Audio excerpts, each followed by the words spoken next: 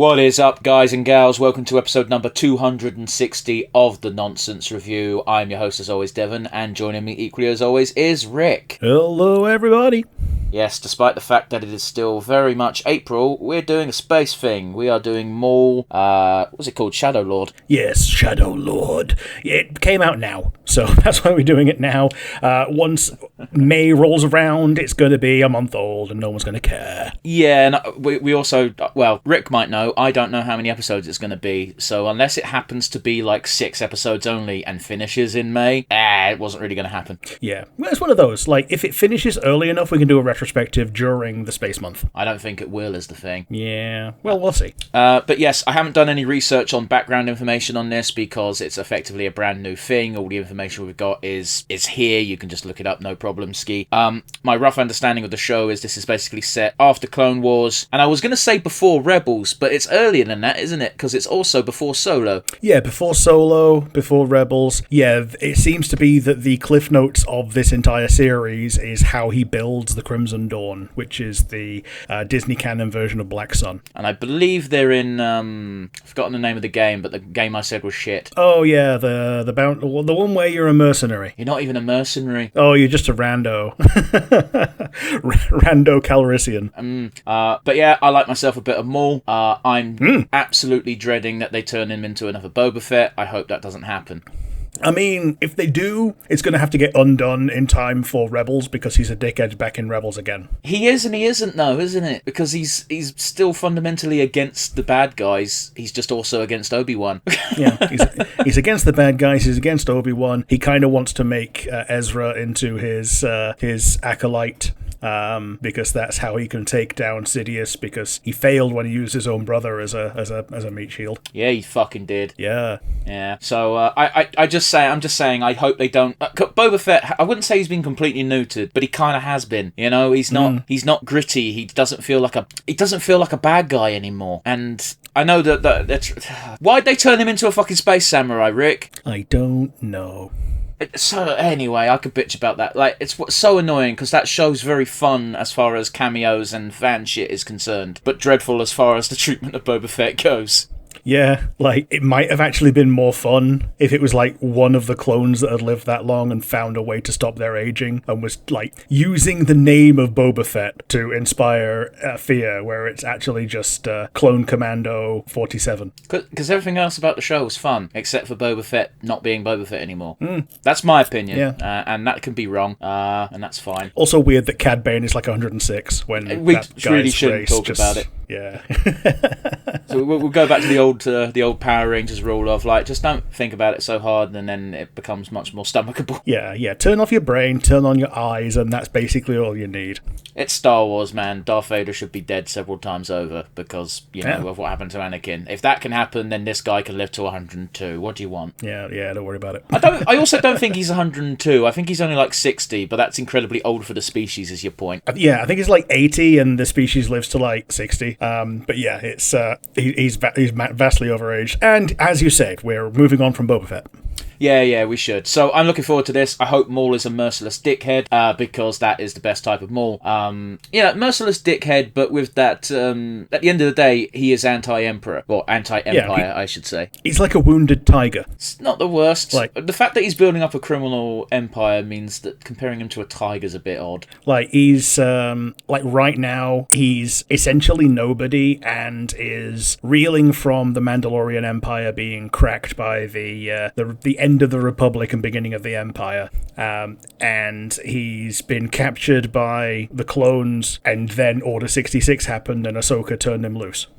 Yeah, God. We're following on pretty much directly from that at the end of Clone Wars Season 9. So this is going to be essentially parallel to the Bad Batch. More or less. I was just going to say, the annoying thing is what you just brought up has just reminded me that there is a very much a non-0% chance that Ahsoka fucking shows up in this as well. Yeah, because, like, her whereabouts are not recorded between now and Rebels.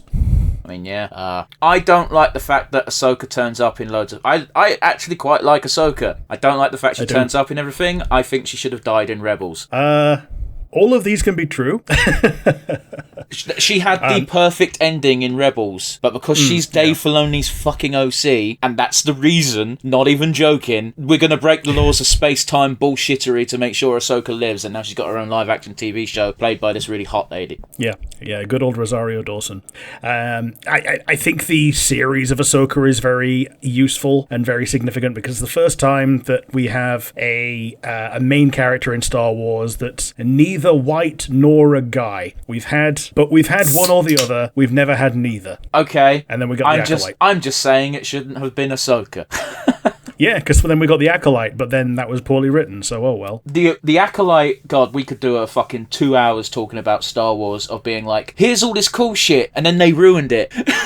And no, we're not those people going, they ruined it because it's a black dude or a woman involved. They ruined it because here's this cool moment full of hype, and then they ruined it by shitting on 10 years of legacy 2 seconds later. Yeah, dude, man. Manny Jacinto was like a fantastic part of the Acolyte as well. I don't know that name. Like, he's one of the he's the doofus in The Good Place, and he's the hot one in the Acolyte. He's the seductive the one who got Sith killed off. boy. Right, never mind. The Sith guy. Okay, I thought you were talking about the guy that got fucking killed in like episode 3, and it's like, what was the point of him then? Yeah, no, the seductive Sith fuckboy, and then you've got the main guy from Squid Game. I absolutely loved that because it gave birth to my favourite fucking meme of Kylo Ren just shouting, going, I don't understand why she doesn't like me about fucking Rey, and it just cuts to him just going, I don't know, man, have you tried not yelling at her?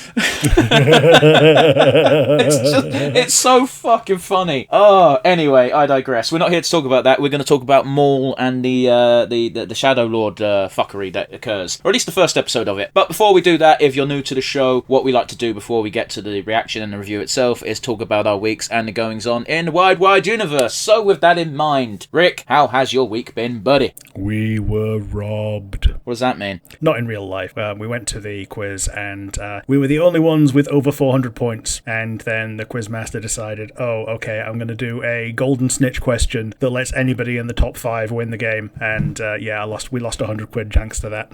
Oh well. Okay, but at the same time, Rick, all you ever do is say that, oh, we've won again and we've won again. It's like, let someone else have a go. Yeah, like, as much as I'm bitching about it right now, I'm actually the only one out of our family that's not mad about it because we do always win. What was the golden snitch question, anyway? Oh, it was how many years in between Bentley and Rolls-Royce releasing their first production car to the public? And the answer was 17 years. So the weird thing is I would have said 7 based on no information other than that number always sounds right. Yeah, it's one of those. It could be like 2 or it could be like 40. Well, yeah, it's one of those where you have to assume it's not that long. Yeah. But that's a question where either you're a car nut, so you know it, or you take an educated guess. Those are your 2 options. You're not going to be like 6 months because you're not an idiot. Yeah. Another one of these questions, I got laughed at for my answer, but it's also a reasonable one from a certain point of view. There was a book about horses, like a girl telling her story about how I am a horse girl, and the question was how many times is the word horse mentioned in this book. I put like 6 because the intention would be that you get told that this character is a horse, and then they use the character's name from then on. Alright, Rick, I'm going to teach you something here. The rules of writing don't mean fuck all, because depending on who teaches you will always tell you different things. In general, it's frowned upon to use epithets if the character whose point of view you're reading from knows the character. They'll be using their name. However, for some reason, editors and publishers fucking hate reading people's names over and over again. Don't know why. Yeah. So they actually encourage authors to be like, no, say the blonde man, the skinny man, the horse girl. Yeah, so apparently horse was used like over 300 times in the book. I do also think saying 6 is a ridiculously low number, because assumedly there's other horses in the book as well. Yeah, but by the same token, the idea is if the actual number is like 50 and everyone puts 400, then I still win with 6. Stupid. Anyway. Stupid strategy, I'm afraid. You were going by Price is Right rules, I see. Yes, I was.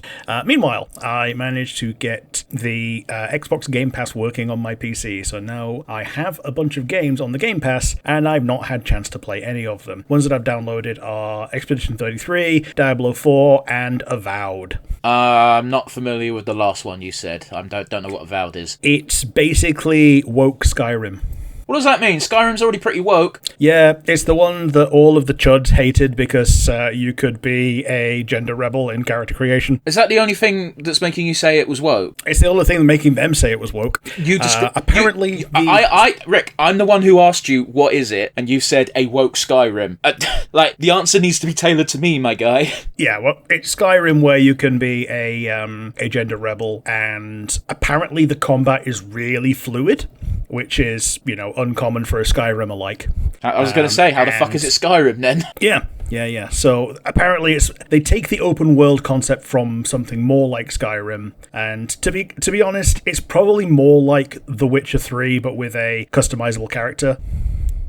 So I asked you what it is, and you said woke Skyrim, and it's neither woke nor Skyrim. Thanks, Rick. That's enlightened me. But yeah, you got the same idea of you level up your character based on like the different trees of shit that are in the skill trees, and it's a combination of first and third person depending on what you're doing. Sure, man. I'm willing to move on. Yeah, we move on. So that's about it for my personal life. Out in the world, though, YouTube is putting their prices up by $1 for their basic, $2 for premium, and $4 for family. Yeah, so the way I read it was YouTube is putting their prices up as of June to $15.99 in the US dollars for the USA. Don't know why they specified only in the USA. Because they only care about America. We live in a world of USA defaultism. Yes, but saying you're only jacking the prices up in the USA makes no sense, Rick. Maybe they're only reporting that, and then they're just going to put the prices up by the same amount pro rata everywhere else around the world. We don't know. Quite possibly, but it's one of those where who the fuck pays for YouTube Premium? Yeah, just use Firefox. It's a baffling decision for many reasons. Not least because you can't even use the argument of, and we have a friend who used to go to the well with this one, who I will not name. They used to say, "Oh, but I want to support my favourite content creators, which is why I don't disable ads on YouTube so they get money." They get fuck all from that, my friends. That's why so many big YouTube content creators don't give a shit and end their videos with, "By the way, here's our Patreon," because YouTube don't give us dick. And we don't have a Patreon because we don't like asking for money. Oh no, fuck that. If we ever had a big enough audience, I'd totally put up a Patreon. I don't know what we'd put to incentivize people. This shit will stay free. I want to ensure everyone is well aware that what we currently put out will remain free. I don't know, maybe like behind the scenes bullshit, which there's plenty of, but it's usually us coughing and farting. And clicking our chairs and shit. Yeah. The funniest things that we do are usually off camera anyway, so oh well. Alright, so jumping on to your story as well, YouTube actually did something else with their price hike. They've also started, they've unleashed a wave of terror, Rick, of 90-second unskippable ads on the TV app specifically, because guess what, you can't put ad blocker on. Yeah. It's a massive pain in the arse when we're trying to watch Amazon. If you got an ad block, you can have the cheap version of any of these streaming platforms if you're just using it on a on a computer, phone, whatever. Something where you can put dns.adguard.com in your DNS slot in the in the OS somewhere. It will skip the ads for you, no problem. On the TV, no such luck. Yeah. Also, I absolutely adore the fact that whenever I've got YouTube open playing like 2-hour-long videos of random bullshit, I'll always start the same nowadays of a black screen with no timestamp, and it's like a little white bubble will pop up in the bottom left corner of my screen just saying, "Hey, is this video taking too long to load? Click here to find out why." And I'm like, I fucking know why. Yes. You don't like the fact I've got ad block, and that's fine, but I'm not giving you 20 quid to get rid of this slight inconvenience. I wouldn't mind giving them 20 quid once. Oh, that's ridiculous, Rick. You need to pay for things forever. Yeah. They would rather have 2p forever than £100 once. Those numbers don't quite match, but yeah, sure, we'll go with that. Yeah.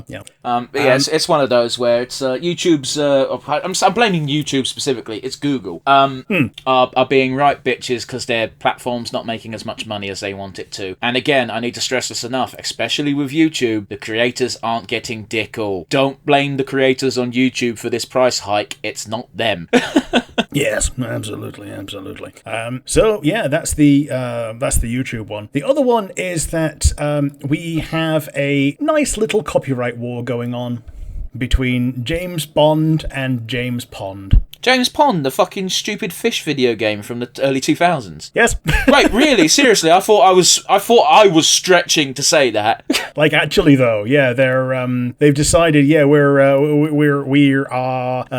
feel the need to defend our copyright, and to do that, we need to try and bring something out from, well, attack something from like the early 90s. But this makes no sense, because if out of all the things they could target, what more could fall under the realm of parody than something called James fucking Pond? If you're not familiar, guys, it's about a super secret agent that's a cod. Yeah. That's it. The only similarities it has to James Bond, other than the name being a joke, is it's a spy. Get fucked. Yeah, and he's got like a cyber suit on, so he's more akin to RoboCop in terms of how he actually acts than anything else. Those games weren't good. No, they weren't. Jesus Christ. The only thing more ridiculous would be if they went after Austin Powers, which is even more clearly parody. Oh, yes. That's why it looks like RoboCop, because James Bond 2 was RoboCod. Well, there you go. Yeah, there we go. And it was on the Amiga. Man, that's a blasters from the pasters. The game I played was a compilation game on the PlayStation 2. Sure, okay. That's why I'm familiar with James Pond. Again, not good games, but they were games. Zool on it. Yeah, it's been a while, man. Sure. Like, Zool was like the Amiga's answer to Mario and Sonic and all that. He was just like an ant that was a ninja, except he was insistent that he wasn't an ant, but he looked just like one in cartoon form, but oh well. When I say a collection, I mean literally it was just James Pond. It was the James Pond just games James on Pond. one disc. Okay. So it wasn't like a bunch of like Acclaim Amiga games or whatever. No. Okay. So what you're telling me, Rick, is it could have been worse.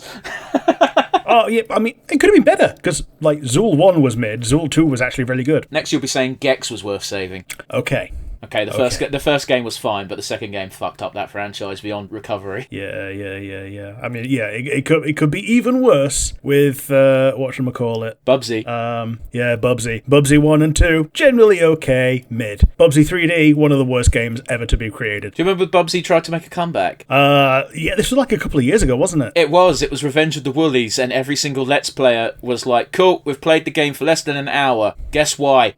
Tee-hee. I don't... Listen, I'm never going to play Bubsy Revenge of the Woolies or whatever the fuck it was called, but the gameplays I watched of it, it's like, do you guys know how to make games? What's the goal? And it's like, here's all these cotton wool balls. Why are there 480 of them in a level, and why am I collecting them? You should just collect them. Do I need them to beat the level? No. Here's the first boss fight. That looks shit. Well, we tried. That's your defense? You tried? Fuck off. Yep. And the last thing that I saw out in the world is that because Pokemon Champions has come out on the Nintendo Switch, not on the mobile platforms yet, just on the Switch, it's come out with a bunch of bugs. Oh, I'm shocked. Yeah, including one where using a status healing move on yourself heals your opponent up to 90% health. That's fucking beyond broken. That's fucked. Yeah, and the other one is that this is one that people actually like, is that there is, during the tutorial lady has a female Gallade, and Gallades can't be female, so this Gallade is a trans icon all of a sudden. I mean, sure. It would be kind of cool if, like, from this one bug, instead of fixing the bug, they just went, fuck it, Gallades can be both now. Yeah, like, I would be cool with that, to be honest. I mean, I've never really cared for the gender exclusive Pokemon, only because it makes it really fucking annoying when you find that shiny Salandit. Yeah, I don't mind gender exclusives as long as there is something for the other gender. So, Nidoran male, Nidoran female, cool. That's the only example I can think of off the top of my head. Yeah, Volbeat, Illumise. They're technically different Pokemon, but they're very definitely the same thing. Yeah, but they don't evolve. Yeah, like Glalie and Frostlass, I think they should have made Glalie male only at that point. I think they shouldn't have bothered. I think they should have just had Glalie be a standalone Pokemon.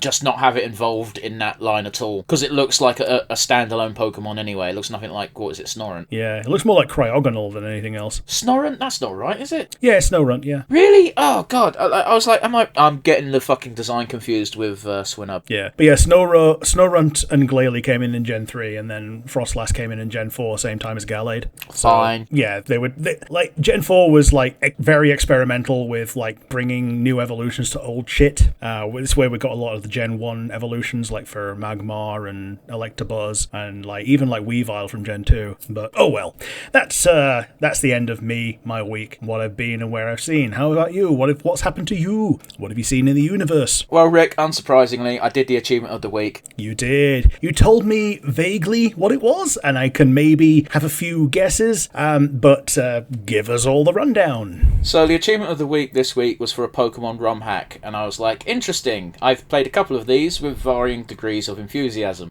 This one was simply called the Pokemon Emerald Party Randomizer, and I was like, cool. I like having random Pokemon just appear wherever. That's an interesting and fun gimmick. That's not what the gimmick was. Oh, does it randomize your party after every battle? Every time. Oh boy. There is no strategy or tactics to this other than I hope you get lucky when you fight the gym boss. Yeah, just have as many Pokemon as you can, so you've got 6 chances of having something that's not a Weedle. I shit you not, Rick, because the tutorial, like the tutorial's the same. You pick your starter, and it's thankfully everything else is standard. The game is still regular at Pokemon Emerald, so you know what you're fighting before you go towards it. So the very first encounter's against a Zigzagoon. You pick your starter, it stays at the starter, and I'm like, okay, cool. I guess they just want you to. At this point, I didn't realize what the gimmick was, and I was like, cool. I guess they want you to make sure you have at least one decent Pokemon on your team, because who wants 6 Magikarps? And then I found out the gimmick after the second battle, and I went, oh, this is going to be a fuck pain in the dick, and immediately caught 5 Zigzagoons, because who gives a fuck what you catch if it gets randomized every time? Yeah. Does it get randomized at the beginning of the battle or the end of the last one? Beginning of the battle. Oh boy, so you don't even get to like preload a bunch of shit and until you finally get a good roll and then go into your boss battle. Yes, and by the way, the achievement is for beating the 3rd gym leader, Watson, and you have to do so on hardcore rule set, which for those of you who are unfamiliar with Pokemon games, it means you have to set the game mode to set, so you can't change Pokemon between Pokemon. You have to do that on your turn. You also have to, you can't use items during battle, which completely nullifies an entire set of mechanics. Yeah, like the X items don't work, revives don't work. Yeah, and you got to do so with none of your Pokemon being at level 24 or higher. Yeah, there's a soft level cap, or rather, the rule set gives you a level cap, and if you go beyond it, then that Pokemon is banned. Yeah, so because this isn't a bare bones Emerald hack, because all it does is do the party randomizer bullshit, you have to make sure you don't trigger any of these effects manually. I can still access the bag option and use items, and if I do so, it would mean this achievement won't work. If you didn't set the game mode to set before now, you won't get the achievement. Oof. Yeah, I mean, obviously I'd read these achievements before I try playing a game, so I'm unaffected. I'm sure there's some fucking poor idiot who did not. Yeah. Thankfully, Watson is free if you have a ground type, but if you don't, then oh boy. Yeah, so remember I told you about the Magneton, and I basically had almost my entire party wiped to Magneton, because in my head, I just assumed it had Levitate. Yeah, because it does levitate in its sprite. Yeah. But no, it doesn't. Like, best it's got is Sturdy in Gen 5 mechanics onwards, so if they're not using the Gen 5 mechanics, it doesn't even have Sturdy, and you can just, like, you can kill it with a ground type Feather. Yeah, I got lucky because I had a Wish Cache. And that just, it didn't stand a chance. So, yeah. As soon as I beat Watson, I deleted the game from my hard drive, because I'm like, I'm not touching this ever again. There's no strategy. Yeah. You've got no control over anything. I guess you could, the only thing you can do is, like, reset the game if you get a really bad fucking draw against the gym leader. Yeah, like, at least in a regular randomizer, you know what you got, and you can train the things that you found to the best of your ability. Pretty much. But in this, nah, it's... You've got no control over movesets either, Rick. No. Oh, Christ, that's even worse. The amount of times I had a Pokemon where I was like, oh, this Pokemon will be great against Roxanne because it's a water type. Roxanne, is that her name? Not Roxanne. Yeah, Roxanne's the rock type, yeah. Oh, is it? Okay, cool. And I was like, cool, this will be perfect. So I send out the water type. It's got Leer, Growl, Tackle, and Harden. And I'm like, oh cool. Boy. Wow, fucking waste my fucking time then. Yeah. Hey, did you get a legendary at level 20? Awesome. It knows Tackle and Wish. Oh, okay. So, yeah, it's not like one of the Reggies who only know explosion. That would be bad. Yeah, it's even worse in ROM hacks. I mean, in Nuzlocke, because... Of course. Yeah, they show up, they explode, and if you don't catch it, then it's probably going to kill your guy as well. Yeah, yep. I did see a highlight reel of someone playing some sort of Pokemon ROM hack where they went back to an earlier zone and they went, oh shit, I didn't fight this trainer. That's okay, well, not to worry, because he had a level 81 team. His first Pokemon was Arcanine, and I can't remember what the guy put out, but it was only level 54, and he went, who cares, it's level 54, I'll piss this. Use Flamethrower because it was weak to fire. Pick Flamethrower, wait 2 seconds. Oh, he's faster than me. Oh, he used Destiny Bond. So that's how he lost his Arcanine. Level 81. Man. If I was watching that entire Nuzlocke from the beginning, I probably would have felt something. Instead, I just laughed. It's like, you gotta laugh or you cry. Yeah. Like the other one that you can do on that is live by a hair and use Mirror Coat, and that takes you out as well, because it's like special counter. Wow, either way. But yes. So, you're getting rid of that ROM hack, and I think you said you had interest in Emerald Sea Glass. I mean, I've been playing it. I wasn't going to bring it up on the podcast. Fair enough. I beat the first gym. There's not much to talk about. It's a ROM hack that doesn't change much. It feels like the only thing it changes is it gives you quality of life stuff, and it feels designed for Nuzlocks because every single town has that change that so many ROM hacks have, which is here's a little patch of grass in the town, giving you an extra Pokemon if you're playing by Nuzlocke rules. Yeah, and like sometimes you can get a dude that gives you infinite rare candies just in case you need to get your fresh level 5 bag on up to level 19 or so for the next gym. Sure, I wouldn't know. I've barely played that game, and I'm not playing it by Nuzlocke rules, so it doesn't matter. Yeah, just for fun. Dude, I love how that guy has gone to so much trouble to make the sprites look really nice in the Gen 2 style. What are you talking about now? Emerald Sea Glass, and the next one he does, Lazarus. Okay, sure. I thought Emerald was Gen 3. Emerald is Gen 3, but Sea Glass is like its own tile set to make everything look more retro than it really is. Okay, sure. The other thing I did, Rick, this week is something you also did, and I'm surprised you didn't bring it up, because we've both independently seen the Super Mario Galaxy movie. I forgot that I saw it this week. It was so long ago. It was Monday. That's fair. Rick, did it feel like Super Mario Galaxy to you? Because to me it felt like Sunshine. Honestly, yeah, to be honest. Like, other than the fact that they moved from place to place and the places were arbitrarily far apart with no consistency of how long it takes to get there. The plot existed. I couldn't tell you what it was other than kidnap one princess, do a bad thing. Man, one thing I noticed immediately, and it might just speak volumes to my character more than anything else, is that fuck me, Rosalita's got massive tits in this. They're not massive, they're just proportional to her being tall. Yeah, but they looked massive. That's just because the screen was massive. No, she is so small and her chest is so big. Yeah, I'm all for it. I don't know if she's meant to be Peach's sister in the regular canon. I'm almost certain she's not, because when they revealed that, I was like, I didn't say nothing because the friend I went with doesn't know fuck all about Mario. But in my head, I'm thinking, I'm pretty sure that's not a fucking thing. Yeah, it's like the kind of internal sound effect. I'd be more willing to believe that Daisy was Peach's sister than Rosalina. Yeah. And I don't think that's true either, that Daisy and Peach are sisters. No, I don't think it's true, no. Yeah, like Peach, Daisy, and Pauline are all completely unrelated, and yet they all show up as Mario's love interests at different times. It's a much more delicate way than I was going to word it. Yes. But yeah, I'm so bothered about the Star Fox reveal in these posters. And this is a conversation we had earlier in the week, Rick, because yes. I would have went fucking mental if that came out of the blue. Unfortunately, because he was just plastered over posters last minute as well, it was like a day or two before the film came out. It's like, oh look, Star Fox is going to be in it. It's like, okay, that's cool, I guess. But because they said that he was going to be in it 5 minutes before he showed up, it was like, oh, it's going to be Star Fox then. Yeah, so I'm sure that anyone who has not been paying attention to the news and to trailers and to teasers and to us would last have had week, would have had a much more fun and interesting time at the cinema encountering Fox McCloud for the first time. Oh my days, he had to go at fucking Flippy. He did. That's what you get when you have a frickin' toad for a mechanic. So and much showed shade. him in his N64. N64 graphics is in his picture right there. I want to stress, as far as just watching this film visually, it was a fun film to look at. It had plenty of references for video game fans, and that's about the only positive thing I can say about this film, because otherwise it was kind of meh. Yeah, it was very visually pleasing, and half the characters didn't need to even be there. I can absolutely understand now why the critics are scoring this dreadfully, but fans are giving it such high praise, because it's fun. It's like, I just cut to Steve Rogers. I understood that reference, you know? Yeah, the fans that go there to enjoy it are going to enjoy it. The critics that go there because they have to are not going to enjoy it. There's no plot. No. And, a lot of for the first 2/3 of the film, stuff just kind of happens. Yeah, it's just a list of TikTok reels. Yeah, I did see.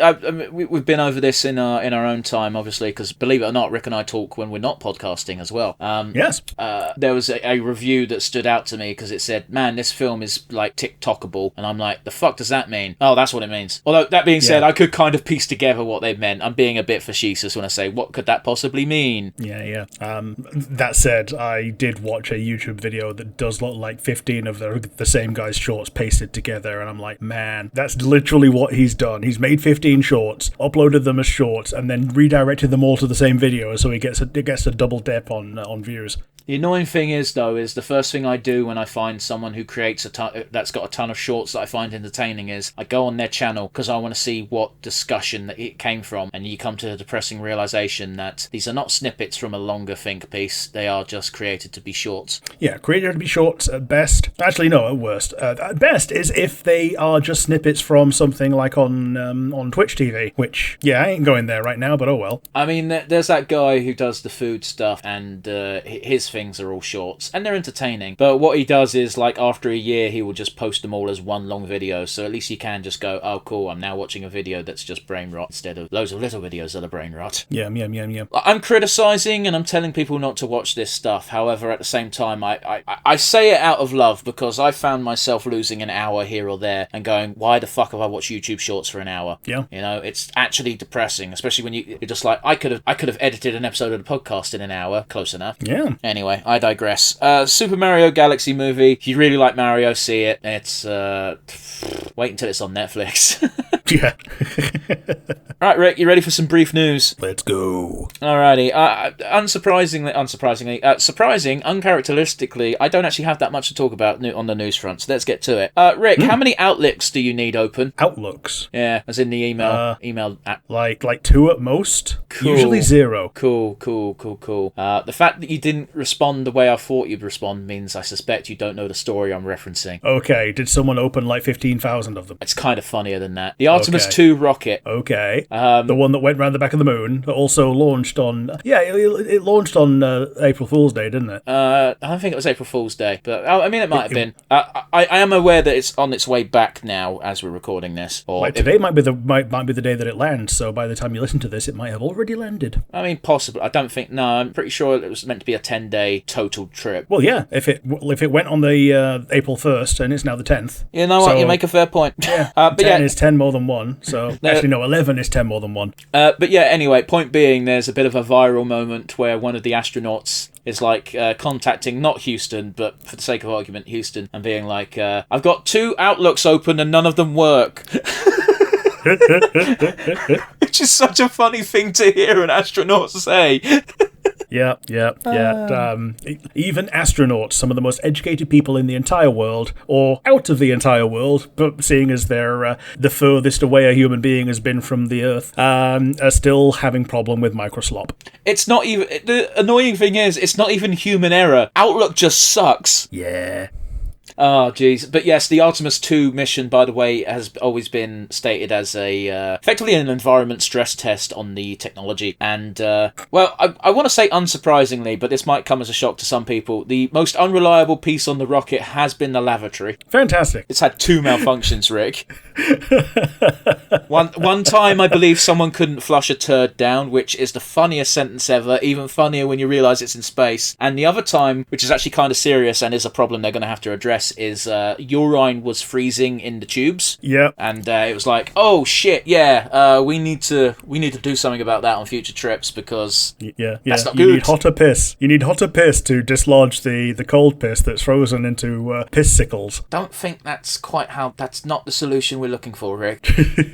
So apparently they had a bit of a clog of literally urine getting tracked because, hey, guess what? It's on the far side of the moon. It's cold. Yeah, it is. Like, literally, there has never been sun there. I mean, I think technically speaking, right, not even technically speaking, just straight up speaking, it is the furthest human beings have been the dark side of the moon on this little orbit. Yeah, just as I mentioned, like, nobody's been to Mars yet. 2029, says Musk. Yeah, I know. A lot of things. Yeah, he says a lot of things, and a lot of it can be ignored, but, like, the annoying thing is he put out a statement saying that recently, and it's like, here's a bunch of really smart people, intelligent people, and they're just now making it on the dark side of the moon, and you think that it's going to take less than 3 years to get to Mars. Mm-hmm. Fuck off. Mind you, again, it's just a pattern we have to keep pointing to, that Musk talks a big game and delivers on none of it, so it's just continuing a trend, really. Even if one of his companies delivers, it's not him that's doing it. Yeah, but go back in time to, I'm going to say, like, 2012 was probably peak. Everyone worshipped that man as if he accomplished everything. Yeah, and then he paid to be in multiple cartoons like The Simpsons and Family Guy and Iron Man. Rick and Morty and Iron Man, yeah. He paid? Yeah, apparently so. Like, apparently Rick and Morty he did pay for. That's, out of all the ones to pay, that's the saddest. Yeah, doesn't have any real friends. Well, do you know what I mean, though? Because if you were cool and interesting, they would have just sent you an email just being like, hey, do you want to do a voice on Rick and Morty? Because we've got a funny joke that involves you. Yeah, we're gonna make you Elon Tusk in a world where nobody respects you. I was hoping you'd say like a Triceratops. No, I mean, that's what it was in Rick and Morty, wasn't it? Shut the fuck up. He paid for that. Yeah, he paid to be taken the piss out of as Elon Tusk, the Elon Musk parody, in the world where he's less evil. Well, I want to point out, everybody, that don't forget Lex Luthor is canonically less evil than both Jeff Bezos and Elon Musk. Definitely Bezos. I don't know the actual metrics for Elon Musk for his own employees, so... I mean, Lex Luthor doesn't tend to, want to be invited to the paedophile island, so he's got that over him. You could have called it a paedophile island and everything. If you like. Listen, I don't want to talk about it, and I don't want to dwell on it for too long, because this is a comedy podcast, but the only silver lining hint of humour about the Epstein stuff getting released is the pathetic emails of Elon Musk begging to go. Have you not seen these? No. Oh, it's so pathetic. Like, the sinister cabal of billionaires who want to do dreadful, unspeakable things to their fellow man, and Elon Musk has to beg to go because no one wants to hang around with him. Yeah. Well, this is probably back in the day when he was taking those emo edgelord photos. Possibly. Yeah. No, because he had his kid at the time. The one that doesn't like him. Well, one of the many that doesn't like him. The one that's transitioned. Yeah, the one that he's disowned because she's now a lady. Yeah, like she said, I can't confirm or deny how real these emails are, but the location mentioned is where we were at that time. So Take that for what you will. Yeah. Anyway, I digress. The Artemis 2 stuff is going to be really fun to hear the results of their mission and hopefully what they plan to do next. Because obviously, I assume the next logical step is to actually land on the dark side of the moon. I don't know if we're technologically able to get people to survive in that kind of environment, but we'll have to see. Yeah. The last thing I want to talk about is something. It's going to be a brief, really fluff story, Rick, because as of recording, tomorrow is the Grand National. Oh yes, annual horse day. It's called the People's Horse Race because pretty much everyone in the UK stops what they're doing to go, yes, I will gamble on this one day for this one horse race, and it makes the bookies a lot of money. Yeah, the bookies love it because everyone goes to waste money gambling. Nobody wins. I've won it a couple of times, Rick. Okay, but on balance, you haven't. If I was spending £100 per wager, you'd be correct. However, I'm not a moron. Yeah, okay. So you've only won when you spent £100, and you only lost when you spent a fiver. What the fuck are you talking about? Well, if it's the same number that you're betting versus what you're winning proportionally, then you will still be losing. Okay, Rick, here's the point I'm going to make, right? In the Grand National, horses are, unless you bet on the favourite, usually over 16 to 1. If you win once, you've broken even for the last 16. Sure. That's my point. I understand that you're not a horse racing guy, but yeah, no, I've won it a couple of times, which means, trust me, technically speaking, I'm in the black. Sweet. Okay. Well, good luck this weekend. We'll find out next week if you're a millionaire. I won't be a millionaire because when I bet £2. Yeah. Like again, you've got crazy people who go mental and they bet £50 in one go when they don't gamble for the rest of the year, and it's like, well, you're fucking stupid. You've also got fucking serial. I want to point to the quote that always makes me laugh from The Simpsons. It's from the Krusty the Clown episode where Homer did all the training, where it's like his financial advisor says, Krusty, gambling is the most financially viable thing you can do if you're good at it. Yeah. But horse racing is a bit different to, say, a roulette reel. A roulette reel is a fixed amount of chance, and statistically speaking, the house will always come out on top. Otherwise, they wouldn't do it. With horse racing, it's a bit different because if you examine form, you can make educated guesses. And the bookies do this too, which is why you don't even have to be good at studying form. You can look at the odds and go, well, I'm going to bet on the favourite because the bookies want to minimise their losses by making the favourite not give you as much money if it wins. Yeah, totally. Today, Rick, I watched a race where a 32-1 shot won, and the favourite was 4-5 on. Cool. The bookies must have loved that shit. Yeah, everyone bets on the 4-5, where you bet £4 to get back 5. Yes. No? Yes. Yeah, so you bet £4, you get £5 back plus your stake, whereas usually it's 5 to get 4, Rick. 4-5 on, 4-5. You bet 5, you get 4. Okay, so you win 9. So but you don't. You win.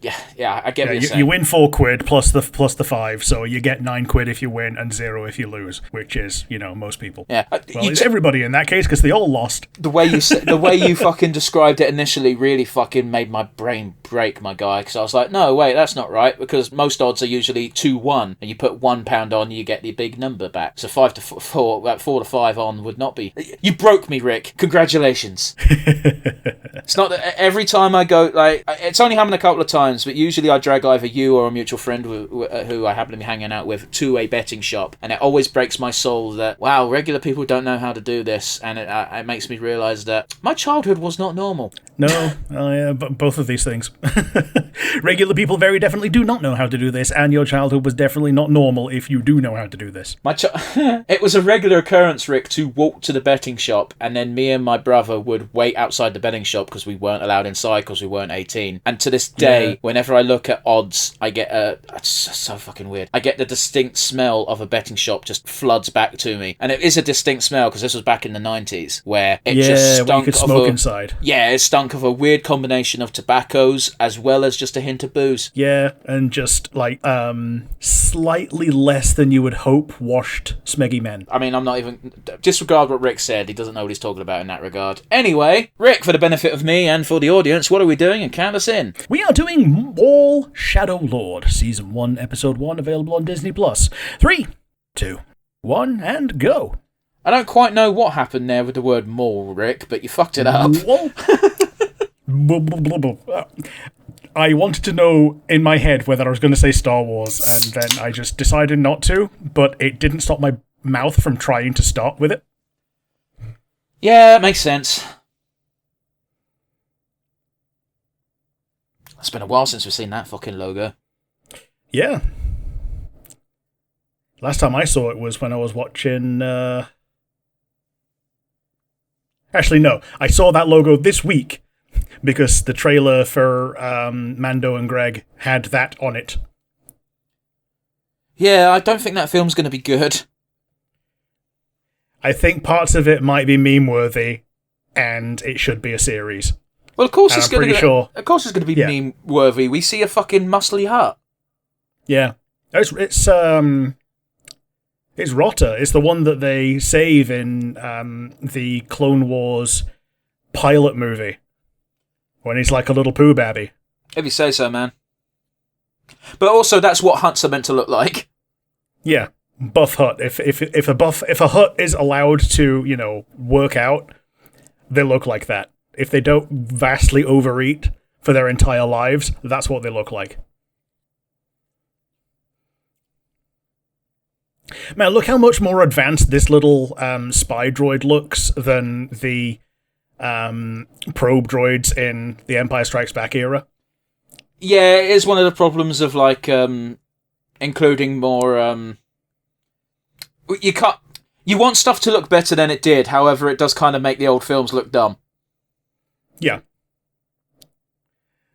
So these are Maul wannabes, aren't they? Yeah. Well, I'm going to assume they're his gang, and he's just started out by recruiting a bunch of Dathomirians because it's easy for him. Yeah. Dude, that guy looks so much better with his thing down, because with his face guard up, he just looked like a dude in a hoodie. I think that's kind of the point, though, isn't it? Yeah. Oh, 5-0, 5-0! So we've got a mix of Dathomirians and Mandalorians, so this has definitely got to be Maul's crew, right? I'm assuming so, yeah. Like the Shadow Watch or whatever it is. I do like the idea of using those like steel cables to like catch someone like a spider web, but also to shred them. Yeah, I get you. Because our guys are all villains, and they do not give a fuck about human life. No.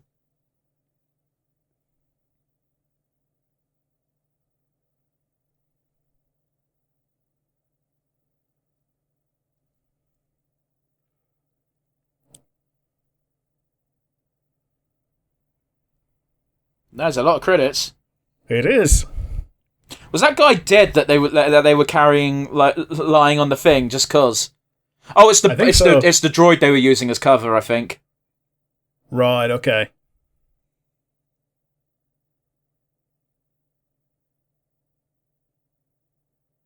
Yeah, that's not suspicious. Well, okay. Gloria Martha. Okay. That's... Oh, it's so cool. Oh, he's found part of a lightsaber. Oh, he's made a new one. That's just his. Yeah, because he didn't have it on the Star Destroyer. So he's gotten it back now. That's how you... it's more. It would be a sin not to have it from episode 1. Yeah. That's a fucking intro, though. It is. It's just durdle, durdle, durdle, and then, oh boy, I guess we should really give up, and then Maul just wins. Chapter 1, The Dark Revenge. Rey Wenge. Stop that. You are not Hugh Laurie. Well, it's how it's pronounced in Latin. You are not Hugh Laurie. Stop it. I don't know if that is correct or not, what you just said. However, I know that's not why you said it like that. You said it like that because of Blackadder. I forgot that he said it that way. Oh, it's a Bosk. Yeah. It's a less evil one than Sid.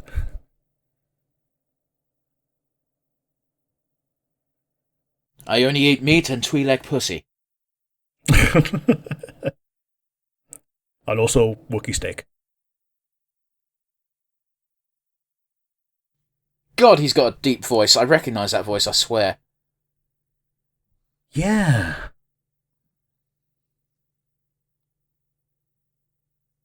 Yeah, Echuta, how rude.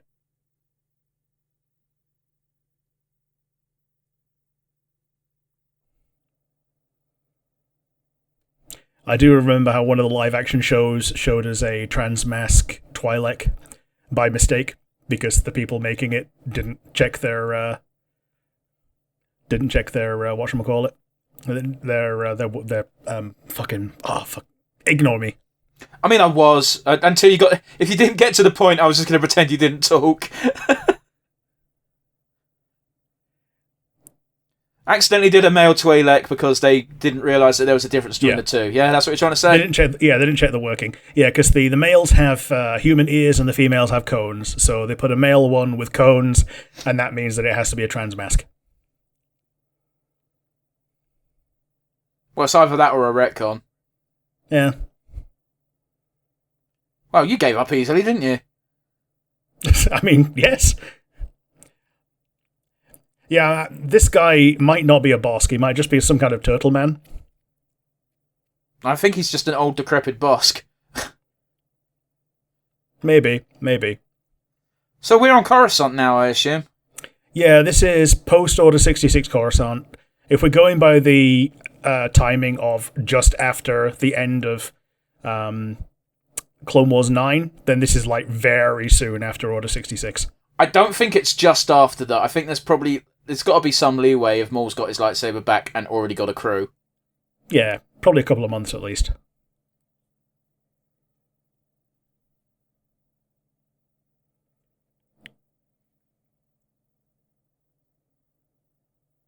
Oh, that's fucking Richard Ayoade.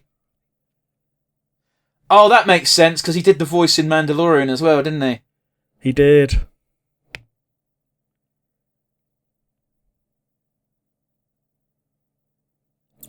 This one even looks more like him with the glasses and everything.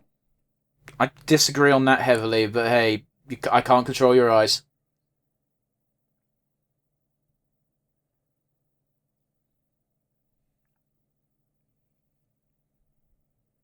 Oh, so they purposely wanted that droid. Okay. Yeah. I thought they just grabbed it as a useful piece of mobile cover, but apparently I'm wrong. So it's possible that they're just fishing for someone like this guy who's actually going to care enough to investigate them, so they can then recruit him. No, I think they wanted something from the droid. It's a bank droid. Yeah, that's useful to have. Yeah, that's our proper Trandoshan. Yeah, okay, but his top half was covered by a hood. Could still be that. Look at this wannabe kingpin. Yeah, he's a grand kingpin.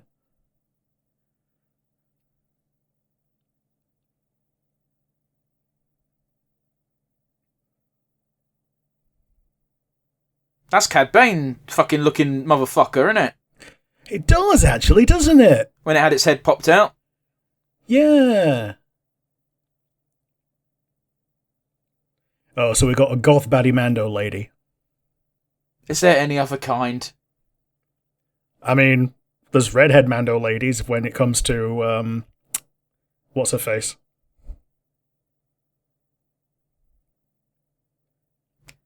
I'm shutting up now. So he's still trying to look for an apprentice, is what we've just established.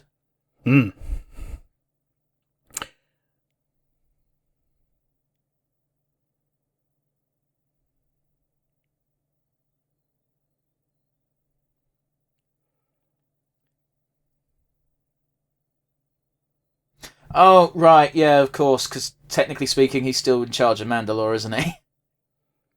Technically, yeah.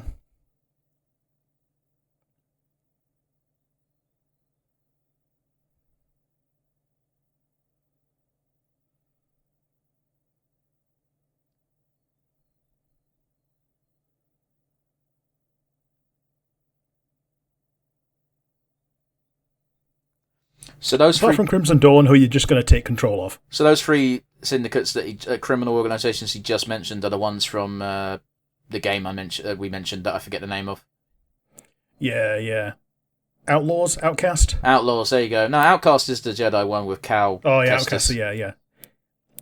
And then you've got the next one, Jedi Survivor. I picked that up for like £3. Yeah, you mentioned. I've not played it yet because I've not played the first one properly.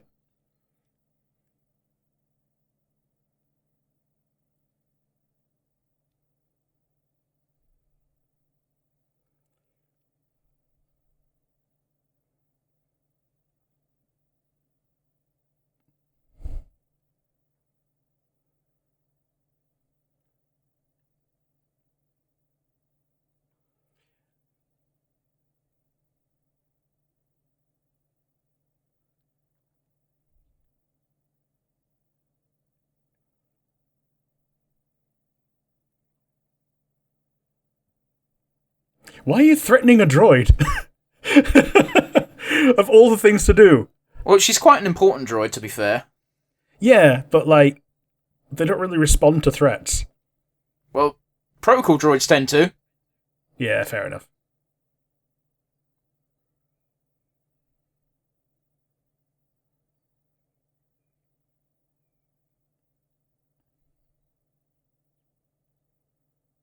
Doesn't mean she's above the law.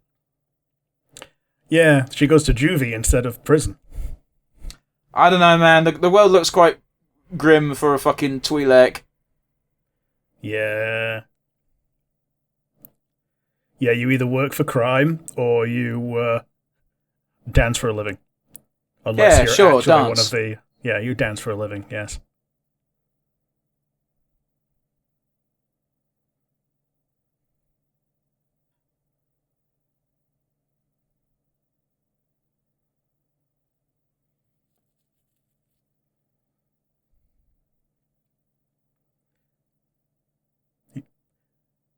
He's being as reasonable as he can. And she's being 16. I mean, I just want to point out, she tried to steal some food. She failed to steal the food. The food was destroyed after she failed to steal it, so the person whose food it was is deprived of the food. But yeah, she didn't. Are you really taking the side of the fucking coppers on this one? No. I'm taking the. I'm saying that she didn't. She didn't end up with any food, and therefore the guy was wronged, and she ended up with nothing. Therefore, it's basically no harm, no foul, apart from that the guy was robbed. Wow, the way you word things, Rick. Don't be a lawyer. That's not how the law is powerless to protect you, not prosecute you. I love the idea that the face fit just gets disrupted by all his face tattoos. The thing that I want to point out is, like, is there no more... As soon as you see the double-ended lightsaber, would that not immediately be like, okay, red flag, this guy's meant to be dead, we need to deal with this now? Yeah, just any lightsaber at all is should be dead, unless it's literally Darth Vader, because Darth Vader is the only one who's allowed to have a lightsaber anymore at this point. I still think it's bullshit that Sidious managed to 2v1 Savage and fucking Maul. Yeah. I think that's the point, though. Like, they needed to get rid of Savage because they invented him because they couldn't use Maul, and then they realised, oh, actually, yeah, we can just bring back Maul, so we don't need Savage anymore. Yeah, but at the same time, dude, the guy looks like a Tau. But at the same time, it's like they could have had it happen in any way other than a lightsaber duel. Yeah. Like, a force duel, lightsabers against a lightning storm. Or, I don't know, fucking poison like they did with his former master. Hmm.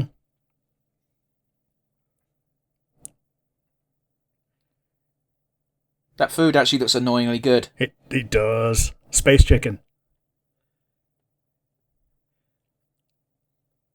It sounds like a third of the rogues from recent indie animations. Like Jax and Angel Dust. So I was just going to say, so you're saying it's Korvac? Yeah.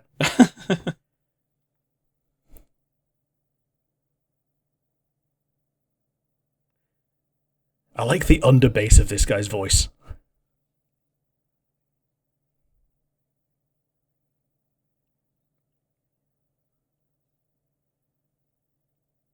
God damn, even his units are fucking like Tau units.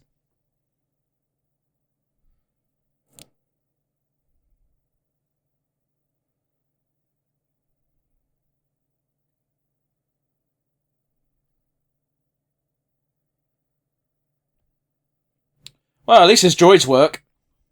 Yeah. But yeah, like he was saying, he looks so much like a Tau, not just because his face is blue, but like his armor being the standard basic bitch Tau color scheme that they suggest for. Yeah, but fuck that. Look at his guys. His guys are broadsuits. Yeah.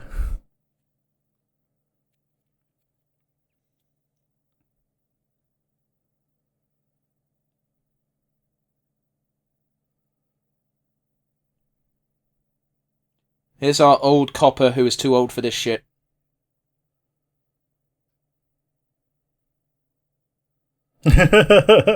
Yeah, he's got an empty one. It's very cute. He's indistinguishable from all the others, apart from the fact that he's got the Richard Ayoade voice. Correct.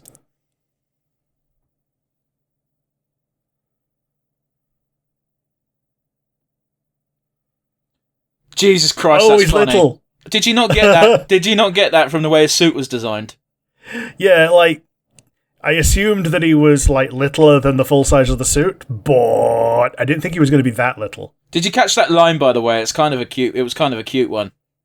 No, I got from Hey Demas, and then I missed the next one. He said, I never shoot a man in the back. Yeah, which is why he got him to turn around before he shot him in the face.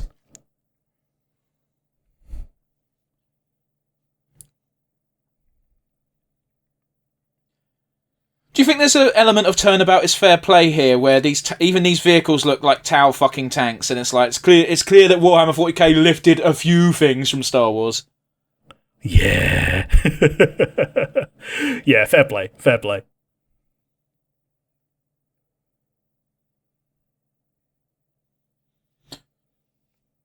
Oh, good bit of driving, fella. I like this guy.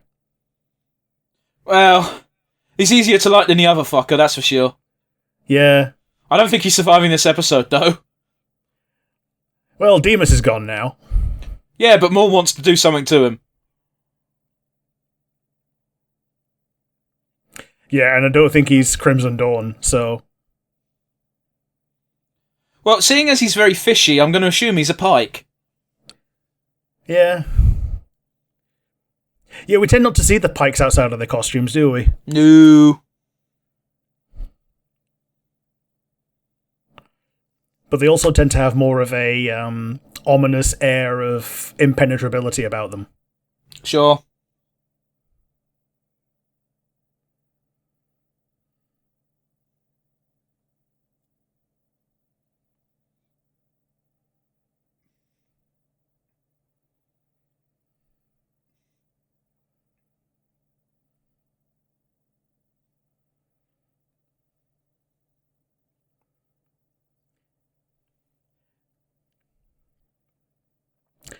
The Inspector reminds me a little bit of a less charismatic Dorian. Okay. Looks a bit too old for Dorian. Mostly because it's a dashing guy with a mustache. Oh, okay. So, yeah, typecasting. Yeah.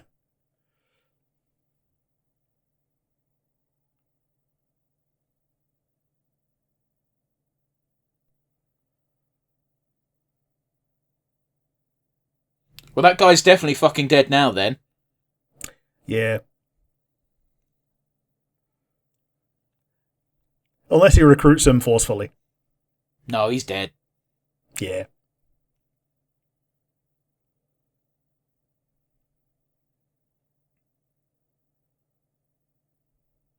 So he feels betrayed by the fishman. Yeah. It demands consequence.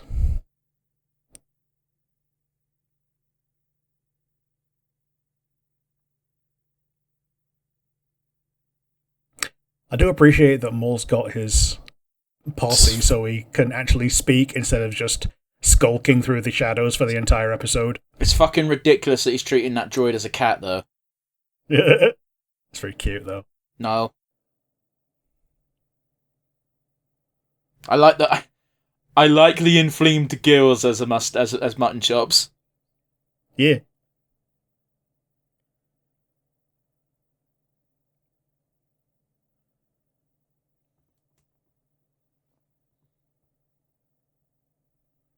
His voice seems to have changed. Mm. The detective dude, I mean. Yeah. He seems to have gotten deeper, yeah. Oh, she's going to be the force-sensitive one then, isn't she? So it would seem. Yes, that's going to be the one that he ends up taking as his minion.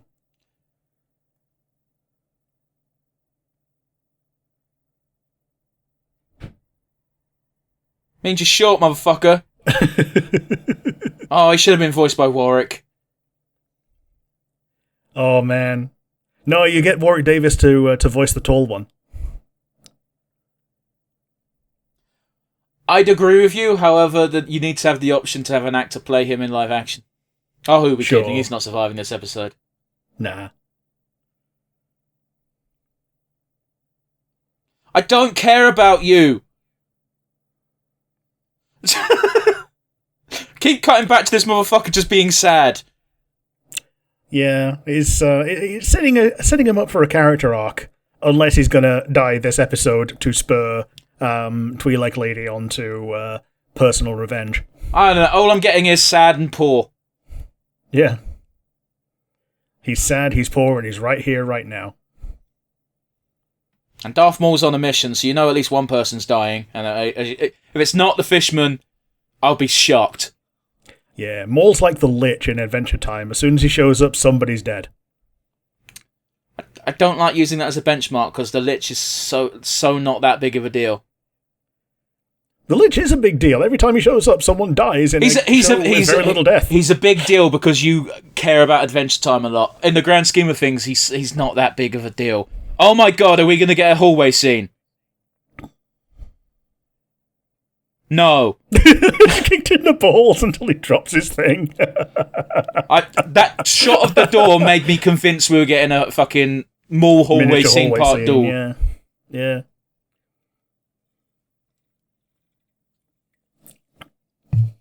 A good old Hall of the Fates. He had one in Clone Wars. It was pretty cool. Not as good as Luke's, but... Yeah.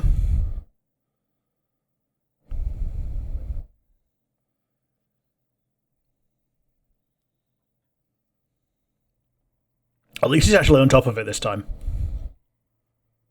I don't know, man. If the fucking super awesome crime boss guy is like, do you have enough guys to protect me? Maybe double protection around his door. That's not even Maul, that's just one of his mooks.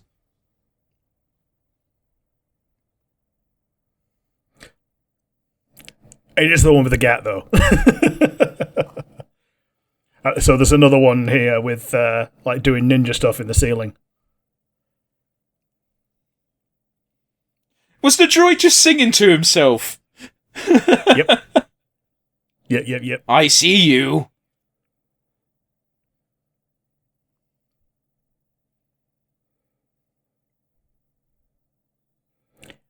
One of my favourite things about Dave Filoni's interpretation of droids is giving them personality. Specifically Chopper, because he clearly swears. Yeah. Oh, it's the frickin' Jurassic Park thing. You didn't say the magic word.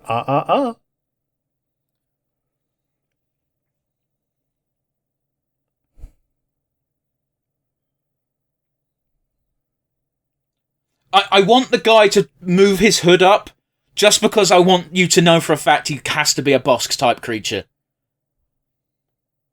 I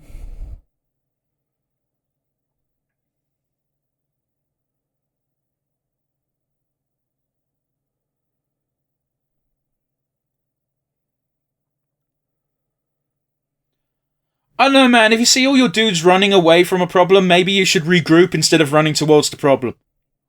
Yeah, like, unless you're, like, really confident in that you can flank the problem and deal with it. Look at his weapon.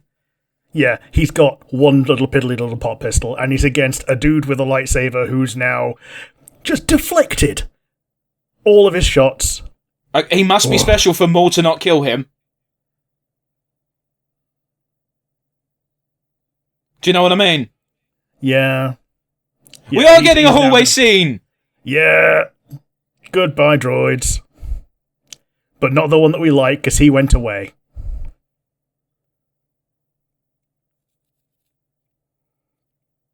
Well, he knows he's fucked, doesn't he? He do. On the bright side, as long as Maul's in a good mood, at least it'll be quick. Yeah, she's definitely force sensitive, isn't she? Yeah, she's got the base of the force right there.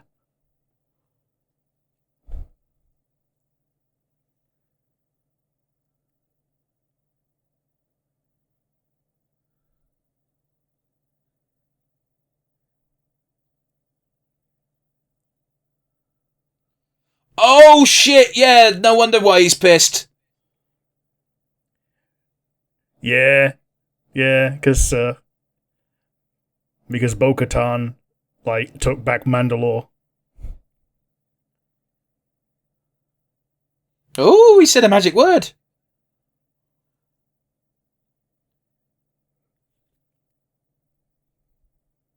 Holy fuck, good job, little fella. There we go. You live to fight another day. Or you live to snark another day, at least. Generally surprised they've not stunned him. Oh, the little kick up the bum is so demeaning. Yeah, multiple times as well. It's great.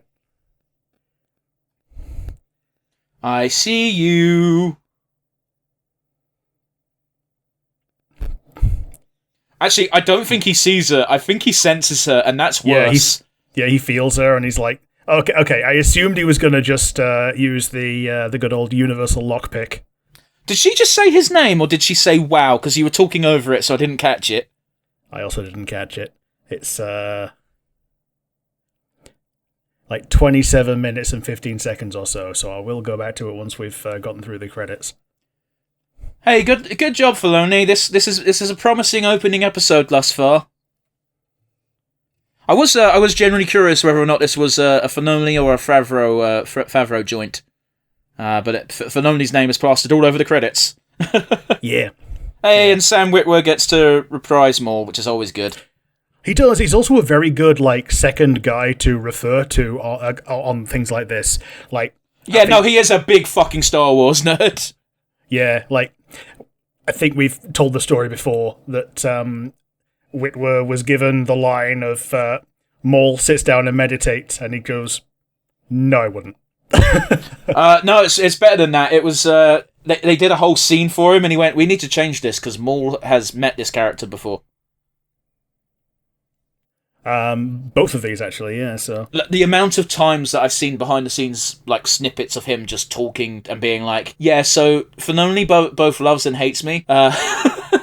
Because on the one hand, I know shit. On the other hand, I'm always telling him he's doing things wrong. Yeah, just going back to that moment real quick and seeing if she just gasps. She does say his name. Okay, that's interesting. Because it sounded like Maul, but it could have very easily have just been wow. Yeah, so she says his name as Maul. She doesn't give him an epithet, so she knows that he is no longer of the Sith. Well, okay, and, but there's if he was met during the Clone Wars and not prior to Phantom Menace, basically, no one calls him Darth Maul. Yeah, the only people that call him Darth Maul are the people that met him during the Phantom Menace, i.e. the viewers. And even Obi-Wan just calls him Maul half the time. Yeah, because Obi-Wan doesn't really respect Sith, so apart from the one time that he just goes, "Only a master of evil, Darth, and so long, Darth." Yeah, because, hey, shock horror, when A New Hope came out... Wait, New Hope? Yeah, New Hope came out. Yeah, that was just his name. Yeah, everyone just assumed that was his name. Yeah, although they did kind of try to retcon it in the Obi-Wan show by having him say "so long, Darth" after the "he's back" duel. Yeah, I have issues with that duel. Mostly because it's so cool, but also it's that problem of the original content being so old and relying on old technology and old stylistic decisions that it's just dumb. Anything newer has to... Well, okay, it can't break canon, but it also has to look better. I mean, yeah. But it has to look good because that's what the producers want, and it can't look too good because it can't look too much better than the originals. Yeah, but that's not true though either, is it? Yeah. I'm just remembering, because we were talking about Whitaker and all that. Whitaker? That's not his surname. Yeah, Sam Witwer. Whitwer, there we go. There's that moment it's that really funny moment of in Revenge of the Sith, which is something we'll get to this year, funny enough, and I'll probably bring this up again then, is Anakin says to Count Dooku, "My powers have doubled since we last battled," because last time we battled was in a Clone Wars, the movie. But if you watch the Clone Wars show, it was 2 days ago. Yeah, my powers have doubled since 2 days ago, which is the kind of thing that Anakin would actually say, though, by the way, so that's fine. The amount of times Count Dooku duels that motherfucker and doesn't lose. But it's Revenge of the Sith, so now you must die. You must die. Yeah. Dooku only loses when Anakin has to win for the plot. If he lost at any other time, then he would have been apprehended and, the war would have been over. I want to point out that Hondu has canonically captured Count Dooku and Obi-Wan and Anakin at the same time. Yeah. And they work together to get away, and Obi-Wan and Anakin says, "We're going to forgive you." Count Dooku will not. My favourite part of the episode, and I think it's Anakin says something, and Count Dooku just is so tired of Obi-Wan and Anakin's shit, and just "Can you tell your apprentice to let me concentrate?" And Obi-Wan just turns Anakin. It's like, "Yes, Anakin, let the Count concentrate." He needs his concentration time, Anakin. Let the Count concentrate. Everyone who says Anakin's got so much fucking sass forgets who his master is. Yeah. Anyway, we digress. We went on off a bit of a tangent. It happens when we do Star Wars. Rick, what did you think of the first episode of Maul? Dude, I liked it. Like, we don't know many of the new characters' names. I've forgotten the name of the girl and of the inspector and of the Richard Ayoade droid, and even the Mandalorian goth baddie. But that's okay. We've got many more episodes to get used to them. Episode 2 is already out. But yeah, generally good. And I like that they're kind of transitioning slightly towards the Rebels kind of art style, in that things seem to be slightly taller than they are in the Clone Wars, but I could be wrong. I think that's an issue specific to Maul, because Maul always looks weird proportion-wise, and that's kind of down to the fact that he has no legs. Yeah, it's one of those. Like, they can make him tall now, even though Ray Park was 5'6". Yeah, Ray Park is an amazing stunt coordinator and stuntman, but unfortunately he's gone off at the deep end a bit lately. So, no! No, I wish I hadn't heard that. It's not like Margaret or anything, but he's had a breakup and he's being a bit weird and insilly about it. Okay. Yeah, and it's that's a personal thing then, so it's not as bad as like tarring an entire race with a brush handed to him by Farage. This is correct. However, the thing he specifically said was like, should I post revenge porn? And it's like, no, you shouldn't, Ray Park. Yeah, it's illegal. Well, it depends what state he's in. Yeah. It's illegal in the UK, as it should be. Yes. But the fact that he worded it that way as well is also weird. Yeah, because that means that weird. What you've just named is actually a crime in a lot of first world places. Yeah, I have been wronged. Should I do a crime in retaliation? Yeah, it's not cool. I hope he gets over whatever dark place he is clearly currently in, because I actually kind of liked him before that incident. Yeah, absolutely. If I didn't know about him, then I would still be respecting him based on exactly what I respect him for, and I still do, and hope that I can get back to just doing that. I believe he was, just to give him a bit of praise so we don't end on a no night, I believe he was also the stunt coordinator for one of the seasons of Game of Thrones, and he can do more than just the really cool double sword shit, is all I'm saying. Yeah. But yeah, liked it. Do you have anything to add on what you thought? I thought it was great. The only negative comment I have to say is it's a bit dark. However, at the same time, the word shadow is in the title. Yeah, and we are watching it on big screens in front of our faces. I'm watching it on my laptop. Okay, we are watching it on screens in front of our faces, probably larger than a cinema would be in terms of how much of our eyesight it takes up. No. Okay. You got a bigger screen than I do. Might be true. What you're saying might apply to you. Yeah, okay. I'm able to concentrate on just my screen, and like other things that happen outside my peripheral vision just kind of happen and exist, and I can ignore them very easily. If I'm focusing on my screen, Rick, I shit you not, it takes up about 40% of my sight. Okay. So that's all I'm saying for a bit of context. But yeah, I think the lighting was a bit I think that's just an issue with Star Wars animation in general, especially at nighttime. Like, it always looks dark. Yeah, and they put smoke in there so that they don't have to render as much. And they also absolutely fucking go ham all the time whenever it comes up with that red lighting effect that they use during the jail scene. Yeah. And this is a show focusing on effectively a Sith Lord, so I assume there's going to be a lot of red lighting going forward. Yeah, just in general. Yeah, I can see that being what they just do in general, because like when things are super dark, they give you the red lighting to show that that's the emergency lighting, because that's like the low power stuff that lets people see shapes, not necessarily detail, but that's also good for cinematography because it lets you be ambiguous with things in those kind of situations, and that works for CGI as well as real film. Yeah, it's just one of those. I'm so sick of watching things which don't want to let the audience see. Yeah. For lack of a better word. If you're doing it at night time, make it blue. That's we know this. It's kind of one of the reasons why I was praising Super Mario earlier, because that film is colourful and doesn't shy away from it at all. Yeah, and yet a lot of it is at night time or on the Koopa Junk planet, and that is very dark, except that they just light it up with cool, badass things like flames and lava. And even when it was dark, it wasn't black, it was purple. Yeah. You know, which you can get away with in animation, which is kind of our point. Anyway, I'm not poo-pooing it that badly. I'm just saying I'm getting kind of sick of it. Okay, fair enough. But yeah, anyway, other than that, yeah, Maul is a dickhead, so tick on that front. And they gave us a legitimately, well, at least they hinted at a legitimately good reason for him not solving the problem immediately by killing Pike Man. Yeah, I like Pike Man. I think he's cool. Yeah, and I you know what? It so explains why he has such a unique design, doesn't it? Because of course he does. They're going to keep him for at least a couple of episodes. Yeah, he's got a unique design, a distinctive voice. I didn't actually catch who it was in the credits because I was just waiting for the credits to end to make sure that the girl said Maul. The annoying thing is during the actual voice cast segment, you had it linger on one voice for Maul because they're like, this guy plays Maul. This is his name. This is Maul. And then you had 20 fucking names on the next slide for voices, and it fucked off after 3 seconds. Yeah. We get this. We have the star and the rest. Yeah, it is what it is. But hey-ho.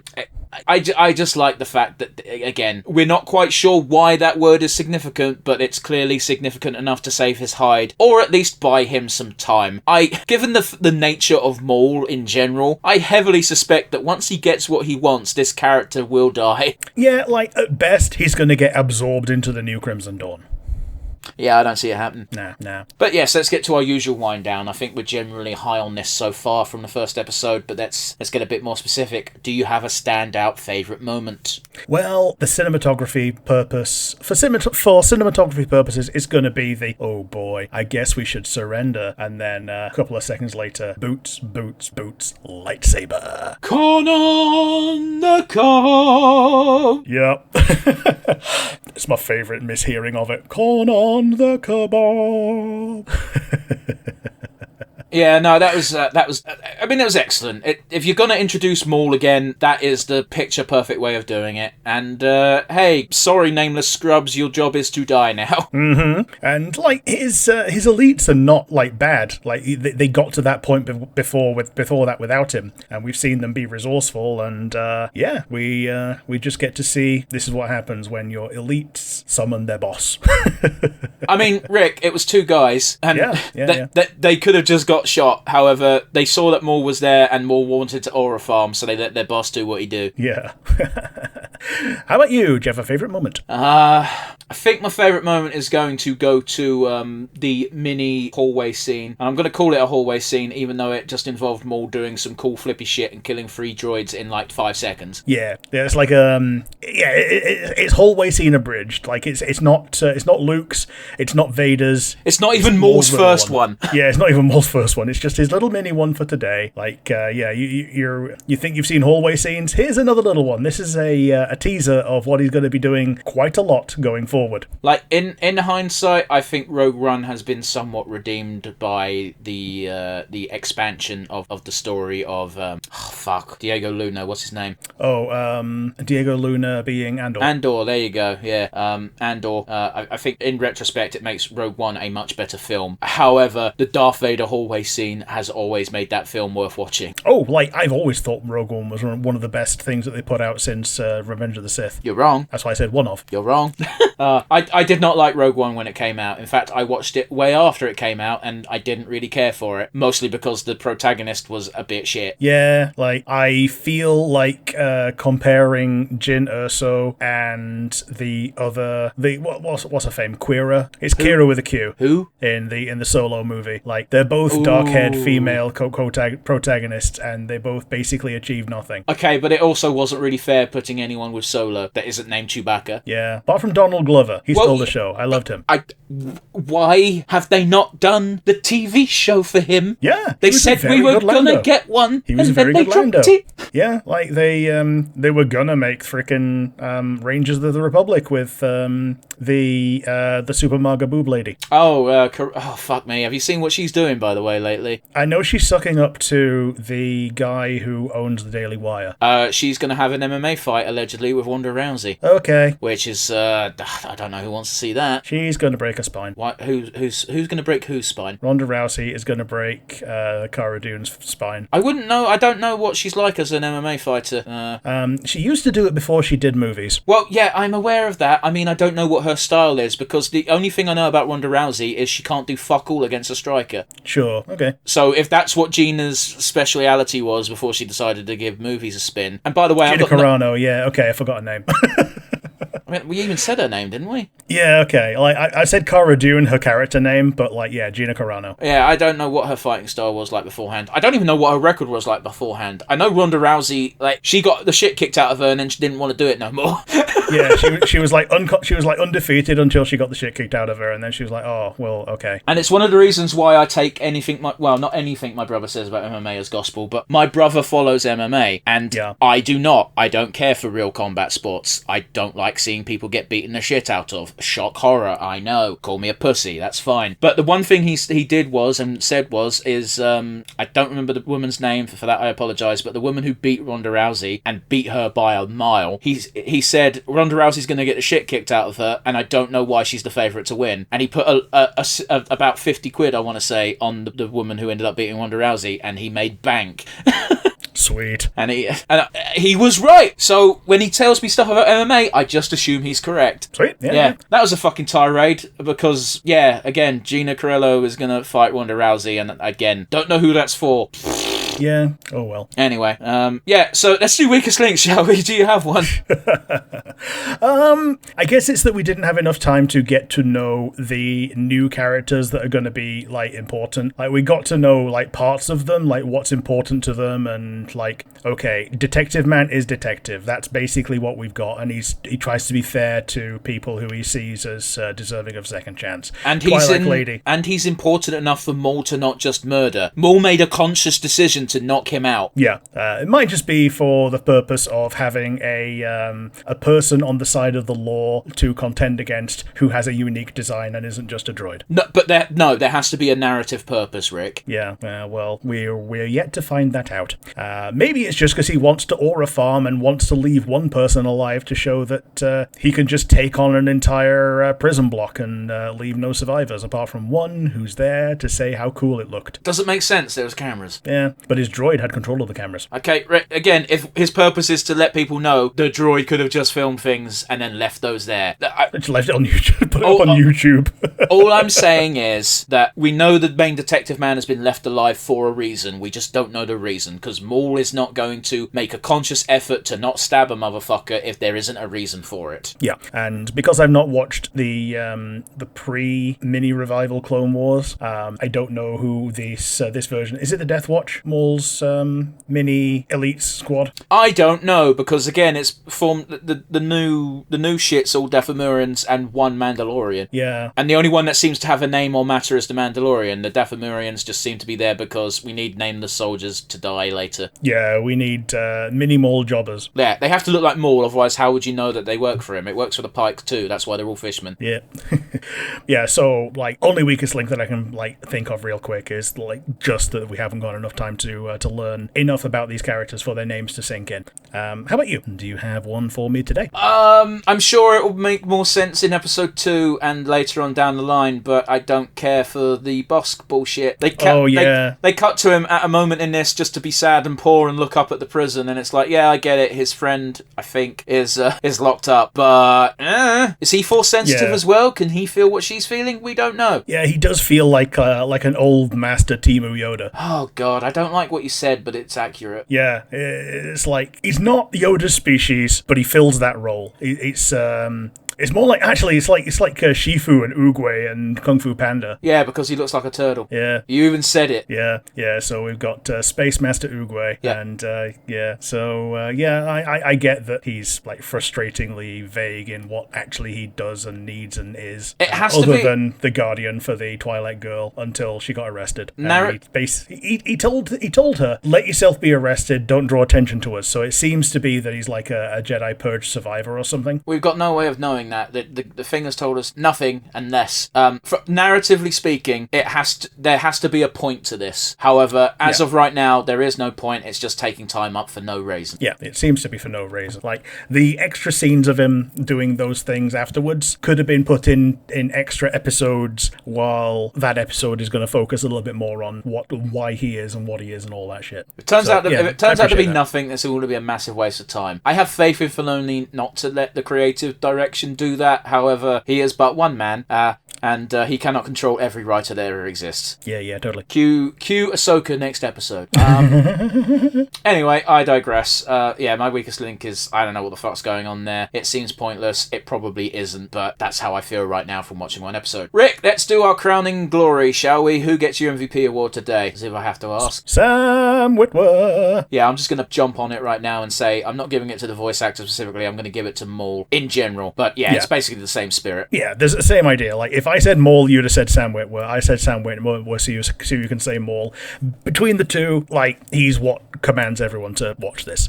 When Maul is on screen, you pay attention. Like, there's no two ways about it. You have to pay attention because he speaks so deliberately. And he doesn't make any extra movements or say things unnecessarily. He just holds your gaze so much. Yeah, the reason why I'm specifying Maul as opposed to the voice actor himself is because the voice actor is merely a part of the puzzle here, because he is animated perfectly, he is directed perfectly. If even anything was slightly out of place during that intro scene, it would not have been nearly as cool. But they got it down, even down to the time of the Duel of the Fates kicking in, was just like spot on. And it's like, hey, did you forget who this guy is? Let us remind you. Yeah, animation, choreography, and even writing. But with my big asterisk of, if anything was out of place in the script, Sam Witwer would let them know. I mean, let's not take too much away from Filoni here. Oh, totally.